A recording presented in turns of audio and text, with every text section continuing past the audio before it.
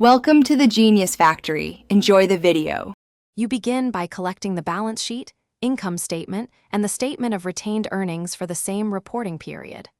Once done, confirm the reporting dates, start and end, so you compare consistent numbers. Next, find retained earnings on the equity section of the balance sheet. Note the beginning and ending balances. At this point, if you already have the income statement, locate net income there and you're done. If not, move to the next method to derive net income from equity changes. You will now calculate net income from retained earnings. Apply the formula. Net income equals ending retained earnings minus beginning retained earnings plus dividends declared during the period.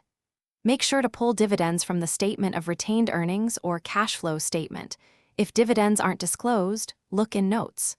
Also check for prior period adjustments or transfers that affect If present, remove them from the change before computing net income, so your derived figure reflects operating results only. You finish by reconciling the derived net income to the income statement, if available, to confirm accuracy. Make sure to include taxes, unusual items, and minority interests that may not flow through the same way.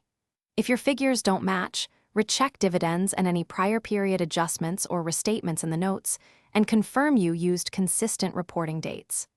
Troubleshooting tip: if dividends are missing, consult the cash flow statement or notes. Missing dividend disclosure is the most Thanks for watching. If you found this helpful, don't forget to like and subscribe.